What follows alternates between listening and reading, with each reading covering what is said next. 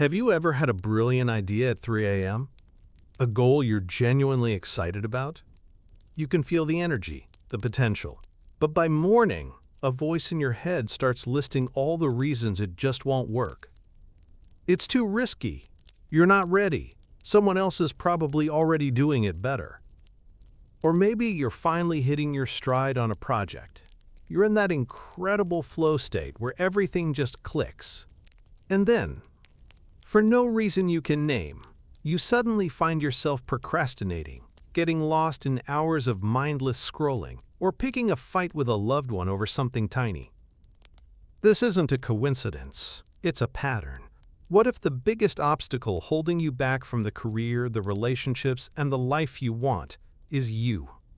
We're about to pull back the curtain on 7 subtle but powerful signs that you might be secretly self-sabotaging. We'll explore where these behaviors come from and what you can do to finally get out of your own way. If you've ever felt like you're driving with one foot on the gas and one on the brake, this is for you. Let's start with the most common and frankly most frustrating sign: chronic procrastination. This isn't just putting off laundry, No, this is a persistent pattern of avoiding important things, especially the ones tied to your goals and happiness. Think about it. You've got a major project at work with a deadline weeks away, but you find yourself cleaning out your inbox or reorganizing your desk. Anything, really, except the one thing that truly matters.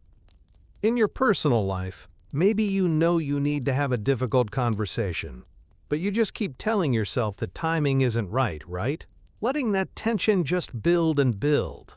It's the gym membership that goes unused, the online course that remains unopened, the business plan that just never gets written. The problem is, it feels like a time management issue, but honestly, it's much deeper than that. See, procrastination creates a direct conflict between what you say you want and what you actually do. You really want to succeed, right? But your behavior, well, it just keeps you stuck. And here's the real kicker. The true pain of procrastination isn't just the last-minute panic. It's the slow erosion of your self-trust. Each time you break a promise to yourself, you send a message to your subconscious that, well, you can't be relied on. Over time, this creates a really heavy sense of shame and regret. You start to see yourself as lazy or undisciplined. And those labels? Well, they just become a self-fulfilling prophecy. But procrastination is rarely about laziness. No, it's almost always about fear. You might be afraid of failure. What if you try your best and it's still, well, not good enough? It feels safer, in a way, to not really try at all. That way, you can always tell yourself, if I'd had more time, it would have been amazing. You protect your ego by creating an excuse, you see? On the flip side, you might actually be afraid of success. What if your project really takes off? Success brings new expectations and a lot more responsibility. And the fear of not handling that pressure can be so paralyzing, that you just subconsciously hold yourself back. So how do you break this cycle? The first step is to practice self-compassion. You're not lazy. You're probably just afraid. Acknowledging this shifts you from self-blame to problem-solving. From there, you can use practical strategies. One of the best is the 5-minute rule. The thought of a huge task is overwhelming, right? So, don't commit to finishing it. Just commit to working on it for 5 minutes. Anyone can handle 5 minutes. What usually happens is that starting is the hardest part. Once you overcome that initial hurdle, you build momentum, and 5 minutes can easily turn into 30. Another powerful technique is to break tasks into tiny steps. Instead of putting "write the report" on your to-do list, break it down. Think, open a new document, write the title, find 3 stats for the intro.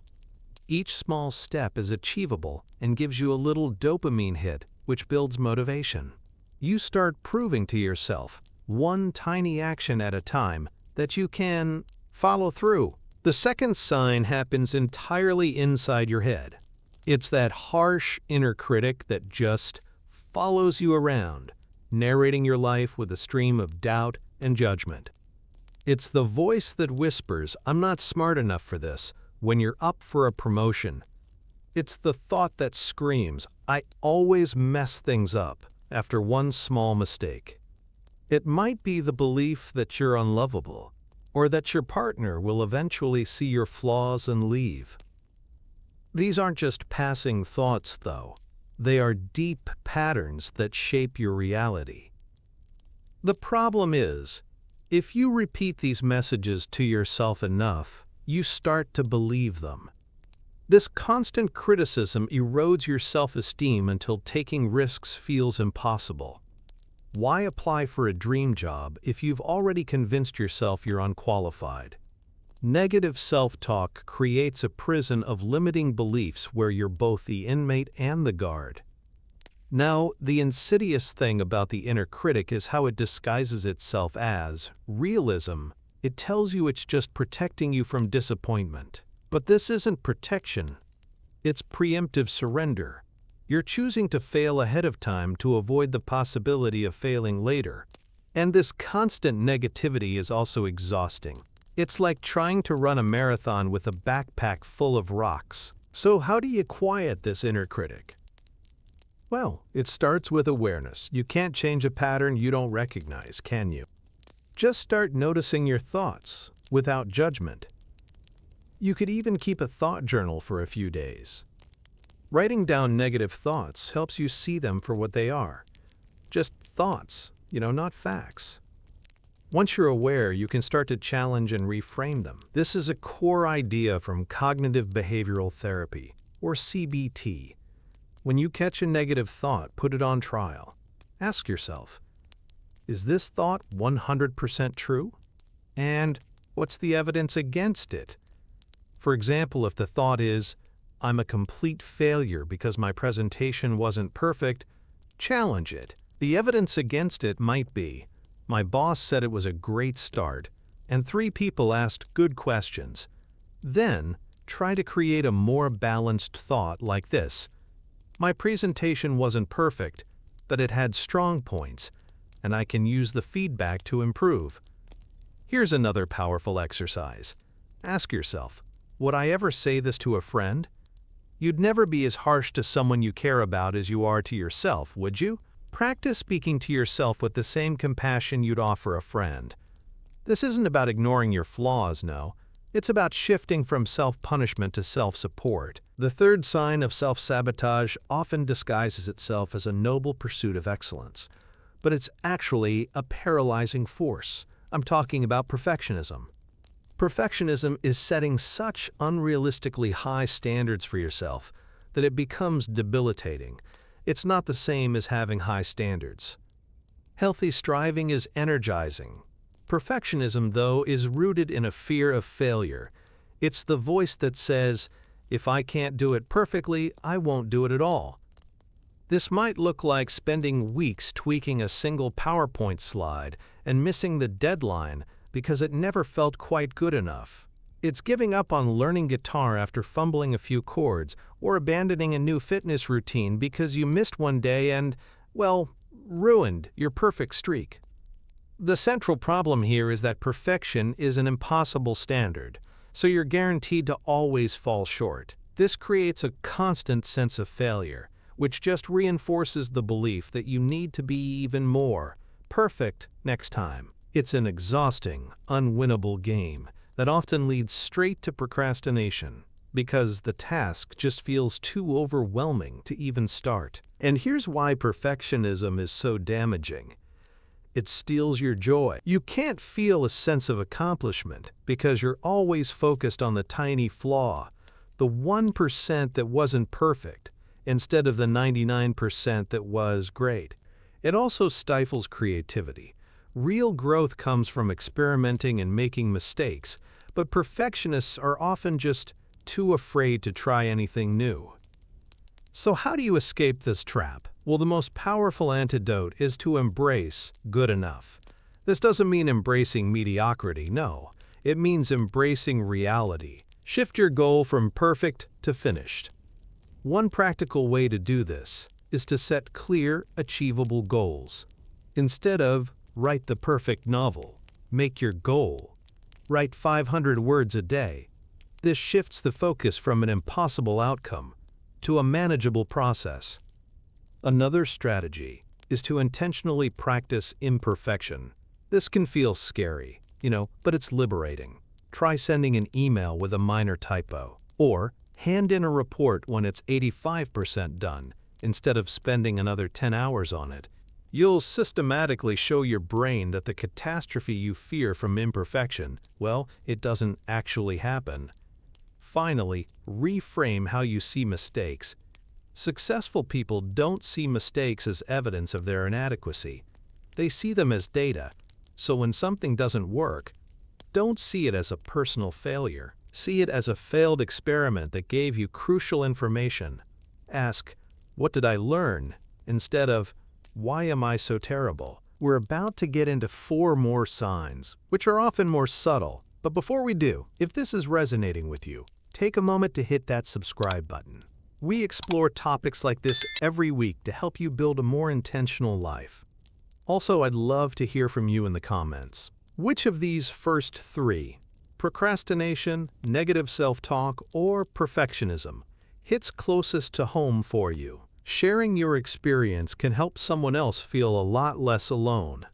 The 4th sign often happens when we need help the most. We pull away. Self-isolation is withdrawing from friends, family, and colleagues, especially during times of stress or failure. It's a quiet form of sabotage. You're struggling with a heavy workload, but instead of asking for help, you just retreat and try to muscle through it alone. You're going through a tough time emotionally, but you ignore your friends, calls, telling yourself you don't want to be a burden. The problem with isolating yourself, it's that it cuts you off from your most valuable resources. Things like perspective, encouragement, and practical help. We're social creatures after all. And when you deny yourself connection, you're much more likely to, get lost.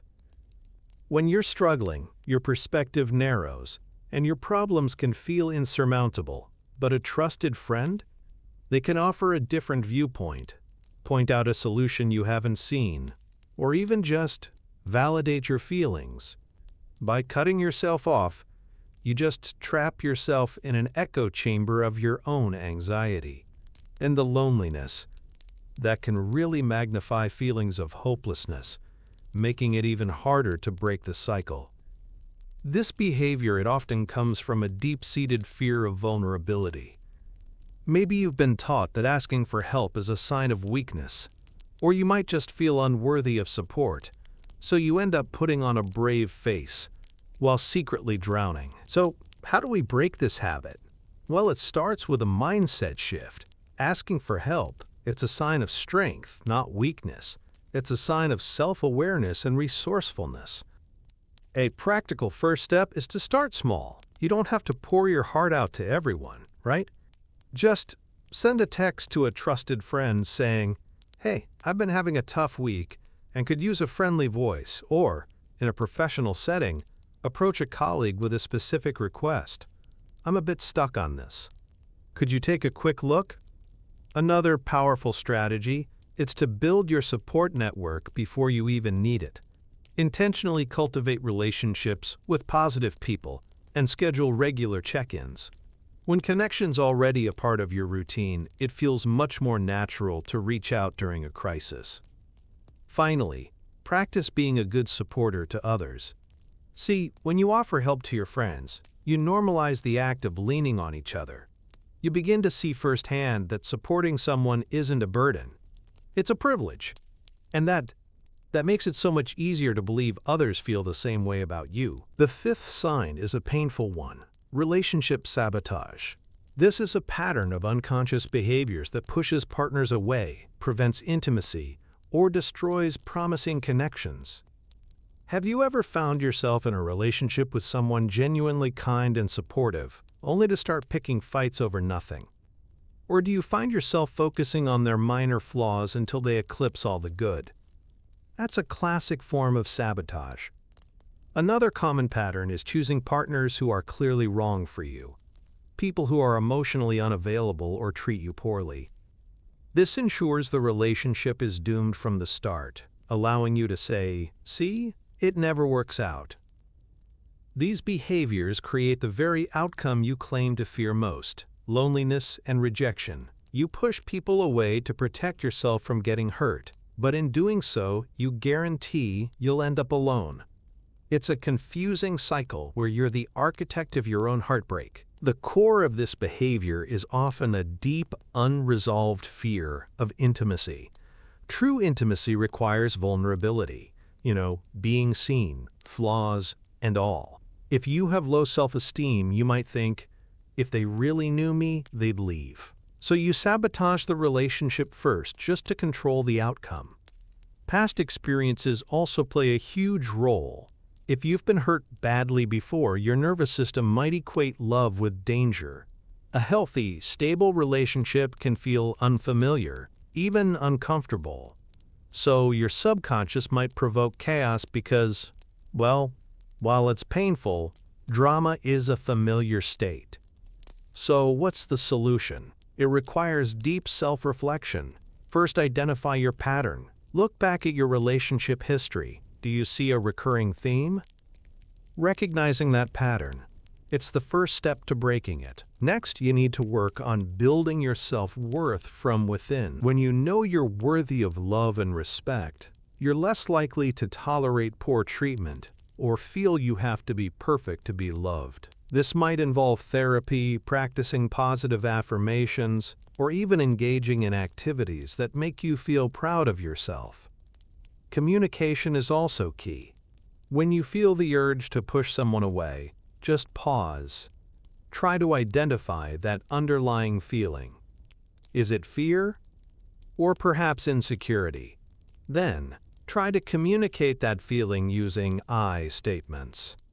Instead of saying, "You always do this," try, "I'm feeling scared and insecure right now." This invites connection rather than conflict. Finally, be patient with yourself. Healing these patterns takes time. It involves learning to tolerate the comfort of a stable connection and slowly building trust, both in your partner and in yourself. The sixth sign is closely related to the last one, but it extends into every area of life, and that's chronically avoiding commitment.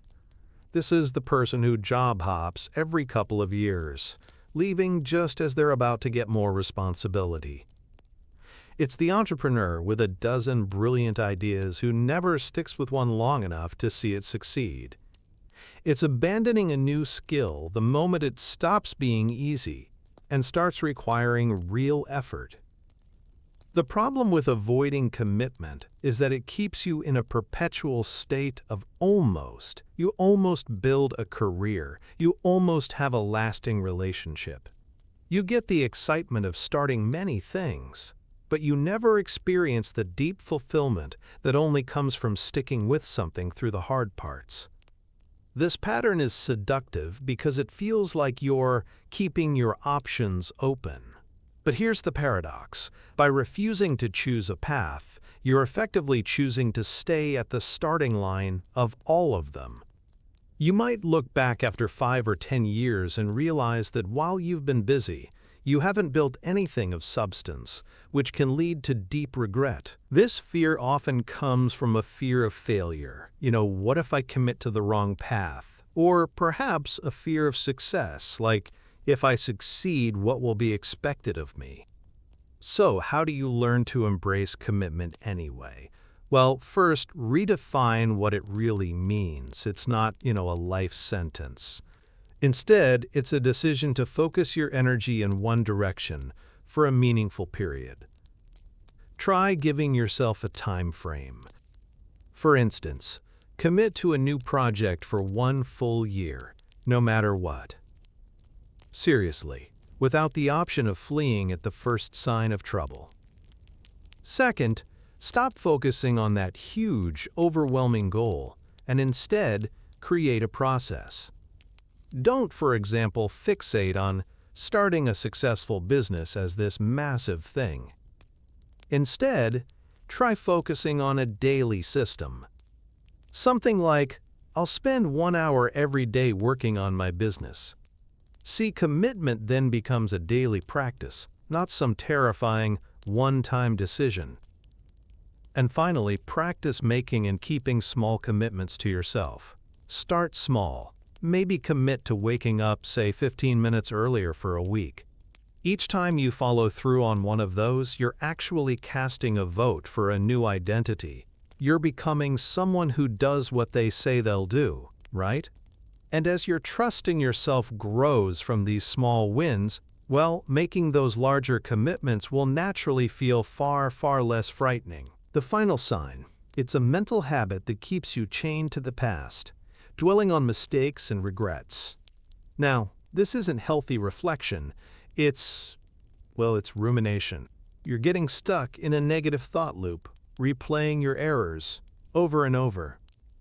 It's the constant mental replay of that presentation where you fumbled your words, or maybe that failed business from 5 years ago. You get completely consumed by what if and if only. And you know what? You use these past failures as proof that you're incapable of succeeding now. You essentially decide that because you failed once, you're a permanent failure. The problem with all of this is that it paralyzes you. It drains your motivation, and it absolutely destroys your confidence. You're basically driving your life forward while looking only in the rearview mirror. This mental habit also, it rewrites your personal history in the most negative light.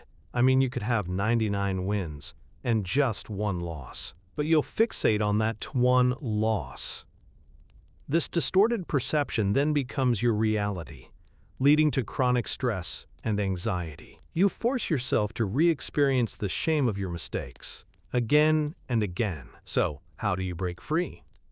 First, practice mindful awareness. When you notice yourself ruminating, gently label the behavior. There's the dwelling on the past story again. This creates a small space between you and that thought. Next, consciously practice self-forgiveness. Understand that the person who made that mistake did so with the knowledge and resources they had at that time. It's unfair, really, to judge your past self with the wisdom you have today. A powerful exercise is to write a letter of forgiveness to your past self, just as you would to a friend. Then actively reframe the mistake as a lesson. Instead of asking, "Why was I so stupid?" try asking, "What valuable lesson did this teach me? How can I use this to make better choices now?" This transforms that memory from a source of shame into a source of wisdom. Finally, deliberately re-engage with the present. When the pull of the past is strong, get up and take 1 small action toward a future goal. Send 1 email. Go for a 5-minute walk. By taking new actions, you create new memories and new evidence of your capability, which will eventually become louder than those old stories of failure. So there they are, 7 common signs of self-sabotage. Things like procrastination, perfectionism, avoiding commitment, and dwelling on the past. If you recognized yourself in any of these, the first thing I want you to feel is not shame, but relief. Awareness, you see, is the first and most critical step to freedom. You can't fight an enemy you can't see, right?